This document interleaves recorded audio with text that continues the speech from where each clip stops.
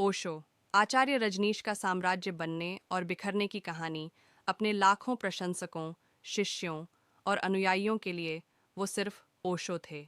भारत और फिर बाद में पूरी दुनिया में उन्हें आचार्य रजनीश और भगवान श्री रजनीश के नाम से जाना जाता था। ओशो का अर्थ है वो शख्स जिसने अपने आप को सागर में विलीन कर लिया हो। उन्हें दुनिया से गए लगभग 33 वर्ष हो चुके हैं, लेकिन आज भी उनकी लिखी किताबें बिक रही हैं। उनके वीडियो और ऑडियो सोशल मीडिया पर आज भी खूब देखे सुने जाते हैं। ओशो में लोगों की दिलचस्पी इसलिए भी जगी क्योंकि वो किसी परंपरा, दार्शनिक विचारधारा या धर्म का हिस्सा कभी नहीं रहे। 11 दिसंबर 1931 को मध्य प्रदेश में जन्मे ओशो का असली नाम चंद्रमोहन जैन था। वसंत जोशी ओशो की जीवनी luminous rebel life story of a Maverick mistake में लिखते हैं, ओशो एक सामान्य बच्चे की तरह बड़े हुए, लेकिन तब भी उनमें कुछ ऐसा अलग था जो उन्हें सामान्य बच्चों से अलग करता था। बचपन से ही उनमें एक गुण था, सवाल पूछना और प्रयोग करना। शुरू से ही लोगों में उनकी दिलचस्पी थी। मानव प्रवृत्ति पर पैनी नजर रखना उनका मुख्य शुगल हुआ करता था। नतीजा ये हुआ कि अपने से बाहर की दुनिया और मानव मस्तिष्क पर उनकी बारीक नजर हुआ करती थी। जब 1951 में बीए पास करने के बाद ओशो ने जबलपुर के हितकारिणी कॉलेज में दाखिला लिया तो दर्शन शास्त्र के एक प्रोफेसर से उनकी ठन गई।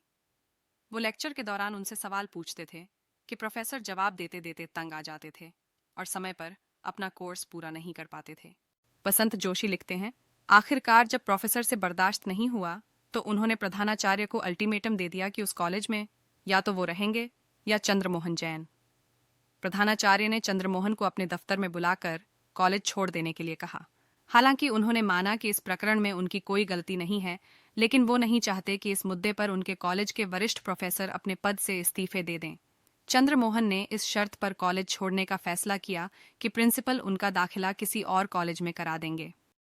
रजनीश इतने कुख्यात हो चुके थे कि शुरू में हर कॉलेज ने उन्हें अपने यहाँ रखने से इनकार कर दिया। बाद में बड़ी मुश्किल से डीएन जैन कॉलेज में उनका दाखिला हो पाया। युवावस्था में रजनीश को हमेशा सिरदर्द की शिकायत रही। एक बार जब उनका सिरदर्द बहुत बढ़ गया तो उनके फुफेरे भाई क्रांति और अरविंद को उनके पिता को बुलवाना पड़ा। उनके पिता का मानना था कि अत्यधिक पढ़ाई के कारण रजनीश के सिर में दर्द होता है। उनको याद था कि किस तरह रजनीश अपने माथे में बाम लगाकर पढ़ना जारी रखते थे। रजनीश ने अपने करियर की शुरुआत 1957 में रायपुर के संस्कृत विश्वविद्यालय में प्रवक्ता बनकर की। सन 1960 में वो जबलपुर विश्वविद्यालय में दर्शन शास्त्र के प्रोफेसर बन गए। उनको उस जमाने में एक तेज तर्रार अध्यापक माना जाता था। इसी दौरान एक आध्यात्मिक गुरु के रूप में उन्होंने अपना करियर शुरू किया और पूरे भारत का दौरा करने लगे और राजनीति, धर्म और सेक्स पर विवादास्पद व्याख्यान देने लगे। कुछ दिनों बाद उन्होंने प्रोफेसर के पद से त्यागपत्र दे दिया और पूरी तरह से गुरु बन गए। सन 1969 में उन्होंने मुंबई में अपना मुख्यालय स्थापित किया। एक साल पहले उनसे मिली माँ योग लक्ष्मी उनकी प्रमुख सहायक बन गईं और वर्ष 1981 तक इस पद पर रहीं। इसी दौरान उनकी मुलाकात एक अंग्रेज महिला क्रिस्टीना वुल्फ से हुई। उनको रजनीश ने सन्यासी नाम माँ योगा विवेक दिया। वो उन्हें अपने पिछले जन्म की दोस्त मानते थे। वो उनकी निजी सहयोगी बन गईं। मौलिक विचारों के कारण प्रसिद्धि रजनीश ने शुरू से ही सदियों से चली आ रही धार्मिक धारणाओं और कर्मकांडों के खिलाफ अपनी आवाज उठाई। एक आध्यात्मिक गुरु के तौर पर ओशो का मानना था कि संगठित धर्म लोगों का आध्यात्मिक ज्ञानोदय के बजाय लोगों में विभाजन का जरिया बना है। उनकी नज़र में धर्म कुरीतियों का शिकार होकर अपनी जीवन शक्ति खो चुका है। ओशो ने धर्म और राजनीति को एक ही सिक्के के दो पहलू माना, जिसका एकमात्र उद्देश्य लोगों पर नियंत्रण करना है।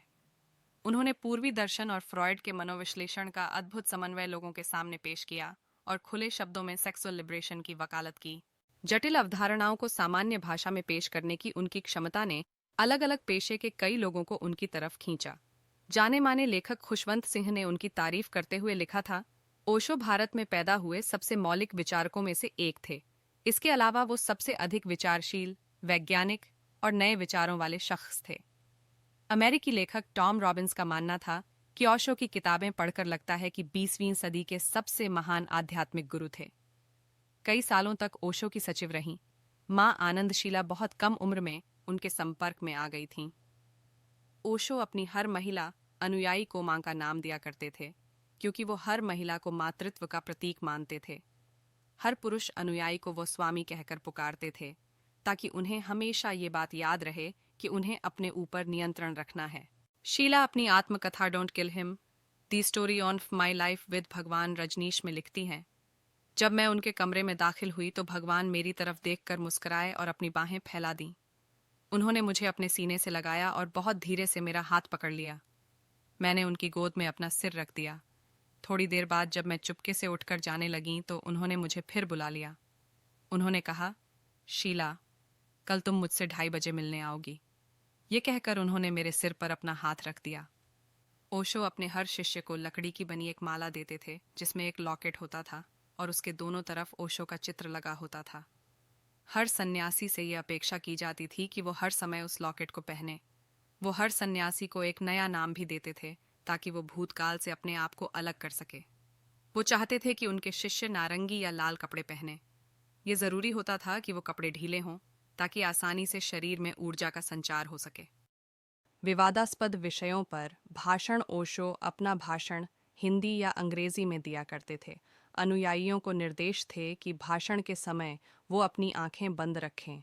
ओशो विवादास्पद विषयों पर अपनी राय रखने के लिए मशहूर थे। विन मैकॉर्मक अपनी किताब द रजनीश क्रॉनिकल में लिखते हैं, उनके विचार इतने विवादास्पद होते थे कि कई बार भारतीय संसद में उन पर प्रतिबंध लगाने के बारे में चर्चा हुई। अलग अलग लोगों को आकृष्ट करने के लिए ओशो कई अलग अलग विषय चुनते थे। उनके श्रोता मिली जुली पृष्ठभूमि से आते थे। हर आयु, धर्म और नस्ल के लोग उनका भाषण सुनने के लिए जमा होते थे। जो भी उनके संपर्क में आता था या तो उनका शिष्य बन जाता था या उनका विरोधी। कोई उनके प्रति उदासीन नहीं रह सकता था। 1972 के दौरान भारत आने वाले विदेशी पर्यटक उनकी तरफ आकृष्ट होना शुरू हो गए थे। उनकी सचिव लक्ष्मी बहुत सावधानी से उनसे मिलने वालों को चुना करती थीं। उन सबसे पहले एकाडायनेमिक मेडिटेशन में शामिल होने के लिए कहा जाता था और फिर ओशो से उनकी मुलाकात कराई जाती थी। शुरू में वो रोज सुबह 6 बजे चौपाटी के समुद्र तट पर अपना भाषण दिया करते थे। रात में वो किसी हॉल या अपने घर पर ही लोगों को संबोधित करते थे। कभी कभी उनके सुनने वालों की संख्या 100 से 120 के बीच रहा करती थी और कभी कभी वो बढ़कर 5000 से 8000 के बीच हो जाया करती थी। पुणे में बनाया रजनीश आश्रम अपने शिष्य के साथ ओशो में स्रोत ऑल फिंगरप्रिंट कुछ दिनों बाद ओशो को मुंबई का जीवन कठिन लगने लगा।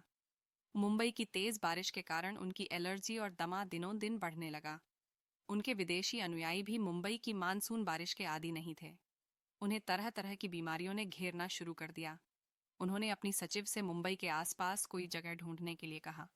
काफी सोच विचार के बाद तय किया गया कि वो पुणे में अपना आश्रम बनाएंगे। पुणे का मौसम और आबोहवा मुंबई से बेहतर थे। उन्होंने आश्रम के लिए कोरेगांव को चुना। आनंद शीला लिखती हैं, पुणे पहुंचने के बाद ओशो ने अपने आप को लोगों से अलग थलग करना शुरू कर दिया। शुरू में वो आश्रम के गार्डन में लोगों से मिला करते थे। बाद में लोगों के लिए उनसे मिलना बहुत मुश्किल हो गया। वो अपने इर्द गिर्द सिर्फ मजबूत और भरोसेमंद लोगों को रखना चाहते थे। दरअसल उन्हें अनुयायियों नहीं मजदूरों की तलाश थी। उन्होंने अधिकतर भारतीयों को नजरअंदाज करना शुरू कर दिया। जब उन्हें लगने लगा कि कई लोग सिर्फ जिज्ञासा के कारण उनके आश्रम आ रहे हैं तो उन्होंने आश्रम में प्रवेश की फीस बढ़ा दी। यही नहीं, अपने भारतीय अनुयायियों को हतोत्साहित करने के उद्देश्य से उन्होंने अंग्रेजी में भाषण देना शुरू कर दिया। यौनिकता से जुड़े नैतिक मुद्दों को ताक पर रखा वो हमेशा कुर्सी पर बैठते थे और उनके शिष्य जमीन पर। जल्द ही उन्होंने पुणे में अपने को स्थापित कर लिया और रोज करीब 5000 लोग उन्हें सुनने आने लगे। पुणे में रजनीश आश्रम के कारण पर्यटन बढ़ने लगा। आश्रम ने पुणे को दुनिया के नक्शे पर स्थापित करने में भी एक बड़ी भूमिका निभाई। उसने पुणे की अर्थव्यवस्था को भी एक स्थायित्व प्रदान किया और शहर में धन और रंगों की बहार आ गई। ओशो के आश्रम में तरह तरह की थेरेपीज दी जाने लगी और पानी की तरह पैसा आने लगा। इन थेरेपीज में सेक्स थेरेपीज को सबसे अधिक महत्व मिलने लगा। इनमें यौनिकता को बिना किसी पूर्वाग्रह के स्वीकार किया जाने लगा। यौनिकता के साथ जुड़े नैतिक मुद्दों और रोक टोक को ताक पर रख दिया गया। आनंद शीला लिखती हैं, भगवान चाहते थे कि हम बिना किसी ईर्ष्या और अधिकार की भावना के काम करें। भारतीय लोगों को इन थेरेपीज में भाग नहीं लेने दिया जाता था। हर कोई ये नहीं समझ पाया कि ओशो ने इन थेरेपीज में भारतीय लोगों के भाग लेने पर क्यों रोक लगा दी। उनसे इस बारे में कई सवाल पूछे गए। उनका तर्क था कि पश्चिम के लोग एक उत्पीड़क दुनिया से आते हैं। उनका रहन सहन और मानसिकता भारतीय लोगों से बिल्कुल जुदा है। उनको एक सक्रिय थेरेपी की ज़रूरत है, जबकि भारतीय लोगों के लिए निष्क्रिय और शांत ध्यान पर्याप्त है। तो आपको हमारा ये वीडियो कैसा लगा? ऐसे ही वीडियोस के लिए चैनल को